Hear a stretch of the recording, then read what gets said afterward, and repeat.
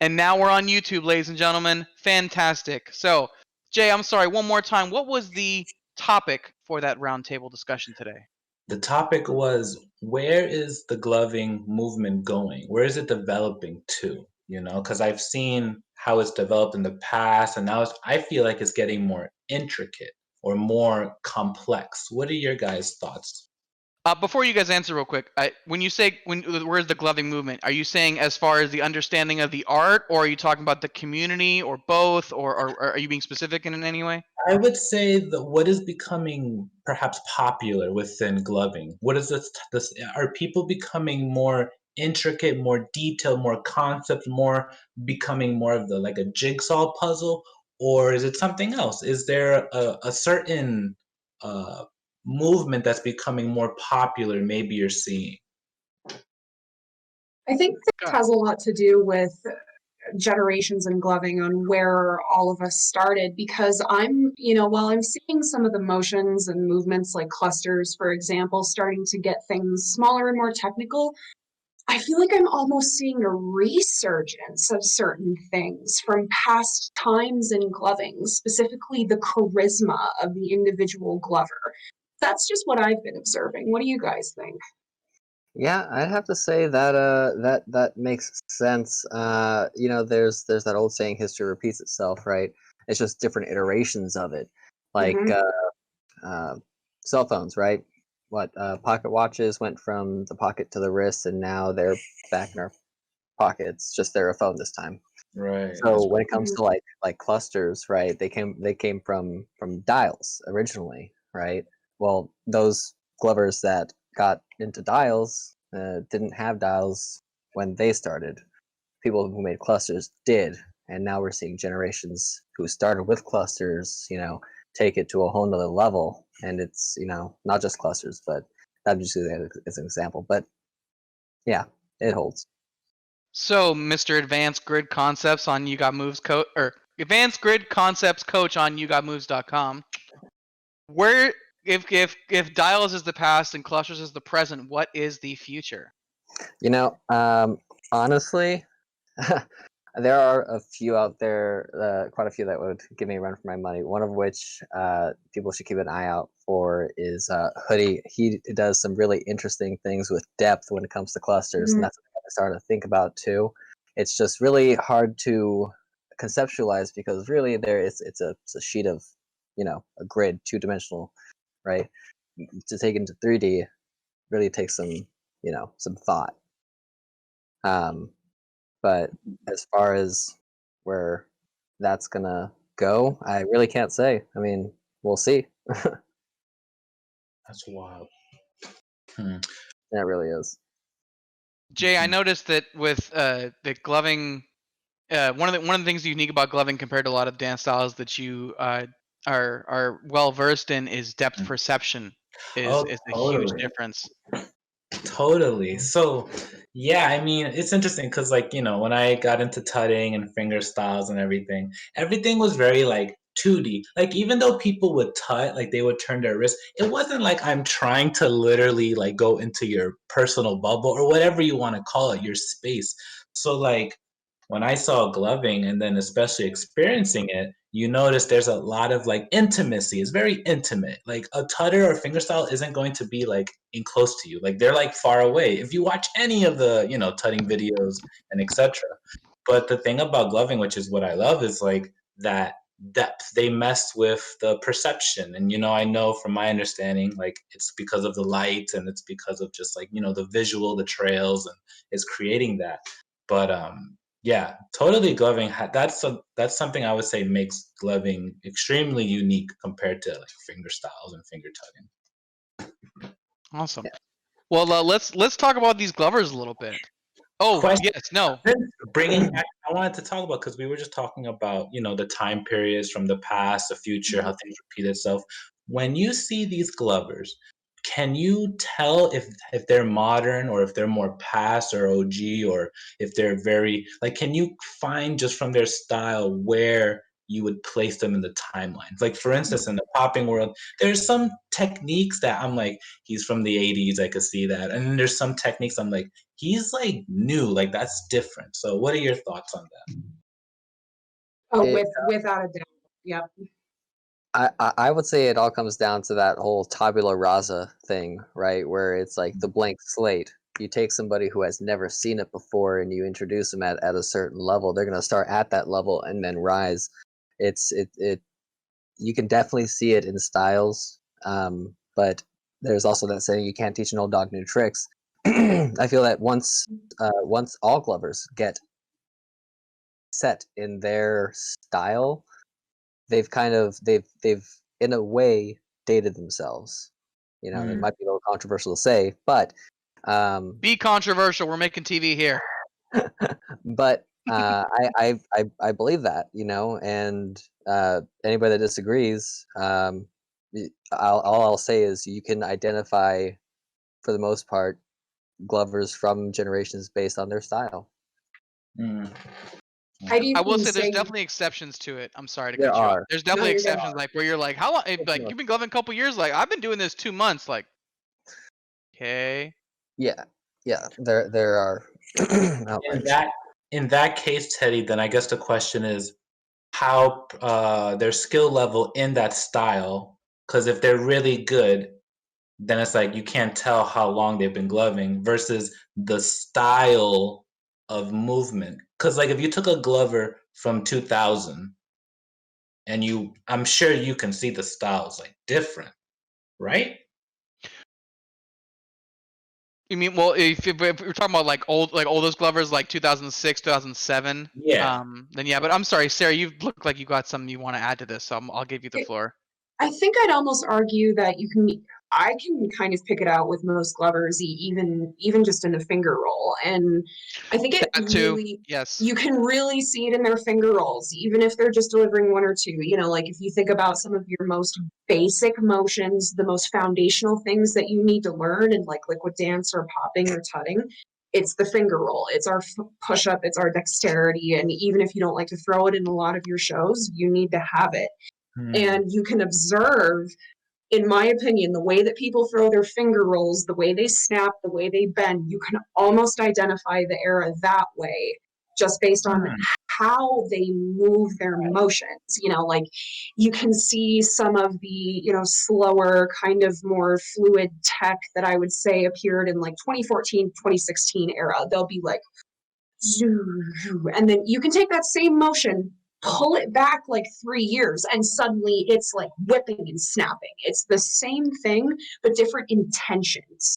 God. The styles had different intention. So like Absolutely. older shows were like, I'm going to do this really quickly and really cleanly because I want you to have a lot of trails. While newer shows might be like, I want to do this really slowly and cleanly because I need to transition into something more complex. Right. And actually, it's funny you mention that because that actually circles it to what Adam said earlier about history repeats itself. Because if you go back even further and you look at shows like Laser and Mystic and Serenade, when they weren't going super fast, they were absolutely redefining, like Laser specifically redefined slow motion. Grey Goose redefined slow motion early, and then and also someone who whenever you mention finger rolls, you always got to mention his name is Mimic. Just, I mean, you want to talk about like there is like, oh, okay, let me show you how to do a finger roll really slowly and perfectly. Here's the blueprint. Here's the standard. Yeah. Yep. Question then. Answer. The 4 Glovers that we just saw, who would you say from the 4, could you tell who maybe is newest or maybe not newest, but I don't know, maybe new. What did you tell from the 4 Glovers? Can you tell the experience level or maybe time of when they joined? I think I could. Sorry, go ahead. I'm not going to answer this. I'm cheating because this is not the first time I've judged 2 of these Glovers. So, yeah. Okay. Yeah, I think I can definitely tell that I will say this is the first time I've seen Elixir's show, and I know that like the comment section is probably gonna go off like, "How dare you not know who this man is?" Because I should have known. I'm sorry, I should have known. I was Mhm. unaware.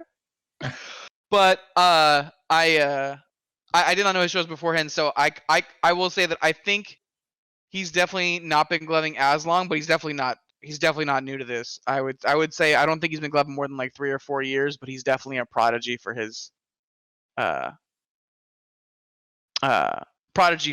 time. Just in general. Dude's awesome. Yeah. Oh yeah. 100%. I would say out of all of them, the newest I would say was Osane. Out Okay. of all of them, that Mhm. just watching the flow. Interesting. You know, based on just watching, I'd actually removing what I know about them, I would actually judge Osine to be one of the longer glovers. Actually, I would Really? also agree. I would also agree there too. But Oh, she also she does live in SoCal, so I'm very Mhm. like keen specifically to like like a lot of the like older generation of SoCal glovers. right. I can pinpoint it though, and it's in the confidence and the delivery of some of the more simplistic motions. Glovers that have been at it for a little while longer, can they still see the value in some of those simplistic moves? Sometimes going like ha ha ha is more impactful than hitting that exact beat with something more complex. So seeing her displaying some of those more simplistic moves cleaner, confidently, in a controlled manner, that screamed experience. Totally. Another question I was thinking about is what were some of the highlights maybe? What were some of the things that left a mark on you when you saw it? And maybe why? What was it about it that left that mark? Danny Phantom kind of came out of the board and just surprised me. I was just like, oh, okay, all right, we're starting here. First show, here we go. I liked it. I enjoyed it. It was good. It was definitely in a good way, but it definitely caught me off guard. I'm here for it. yeah. Danny definitely had a lot of power in this show. You know, I'm still just so hit by Osine's show. You know, I've been judging her for a really long time, and in that show, like it felt like her stepping into herself and like displaying like what I've been seeing her over time trying to like craft her shows into. Like, I don't know, that's gonna hit me probably the hardest out of this. That was a really good show. Like it was. Mhm. I mean, you know, when you compare, she said a lot with. How do I put this? It's like the words in between the words, right? The silence, Text, right? the subtext. The subtext, Yeah. exactly. Like so much right there. It was, I mean, just so much intent. It was really, really nice. Another moment that really stuck out to me again was Elixir's only creature at the end of the show. Yeah, that I mean, was Teddy, I Mhm. know that you haven't seen much of Elixir, but he is a captain for LTCA, right? The creature crew, and you know, just doing his shows primarily, you know, showcase his yeah. creatures, which are plentiful, and the fact that he only used one, So, oh man, that was so much bigger of a flex than it. Oh, it's just right? Yeah, Right, that's what I'm because we saying. know he's got a whole bunch of stuff that he intentionally didn't throw and still was this successful with his light show with like how aggressive he wanted to be. so. Is it fair Yet to say we he's an saw, absolute dark horse? oh yeah, Oh yeah, oh Yeah. yeah. But like It let's not sleep on Isaiah though. Like he showed up, oh, yeah. like Isaiah showed up ready. He showed up with I swear that was like slightly choreographed. Like he had somewhere to be with Yeah. that. It was Absolutely. that was a really good show. Definitely gave me tingles. I want to talk about Osian, Osian and Elixir. You know, when I saw them, they both of them were like light and dark. Like Osain gave this like Yeah. peaceful, intimate like feel with the colors and the flow, and then Elixir came in with a watch this, blah blah blah, blah and goodbye, and it was like a damn, and it was like to me like I would look at it as a if there was two dancers going at it, I would say one was a performer, the other one was a battler. And in their case, it would be Osayan, you know, is the performer and Elixir the battler. What did you feel about their approaches or the different approaches they had?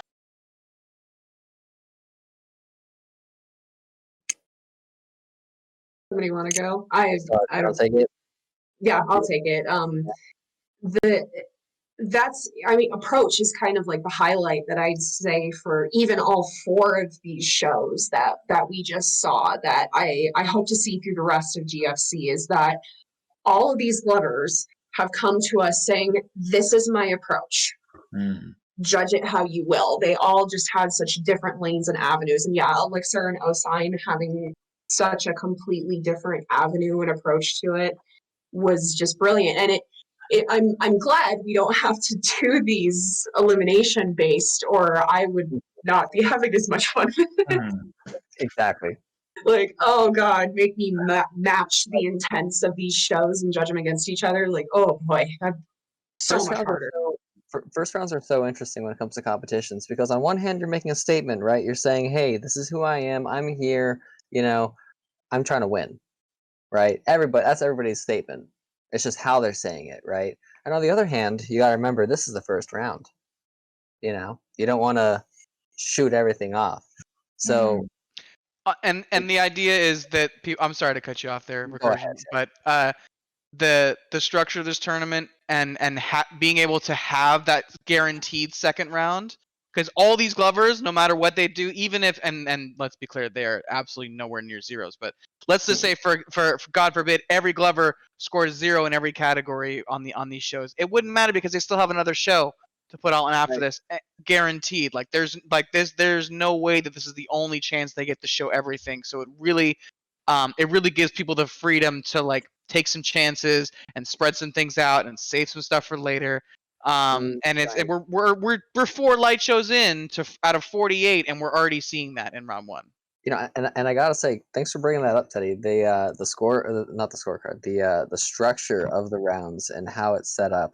You know, I was talking with some of my friends about the competition and how interesting it is the way it's done, because it gives the glover, the competitor, a little bit more artistic freedom when it comes to how they throw their show, because they have that guaranteed second round. So it's really nice to see. Thank you. Glad you I'm guys are excited joining. for the rest of the shows.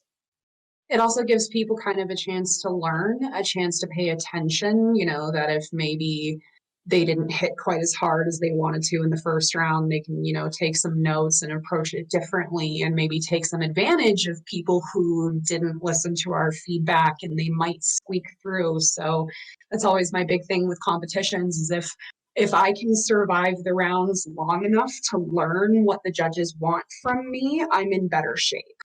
So great job with that, Teddy. Cool, thank you. And that's what this discussion has been here for today. And this has been awesome, guys. This has been a great first episode. Jay, did you have anything else you want to add before we wrap things up here? I think I will have a lot much more in the next episode, so we'll keep the more questions for the next one. So awesome, great. Well, thank you guys, appreciate it, and thank you to everybody who tuned in. This has been awesome. We will see you guys back on Friday for episode number 2. Hey.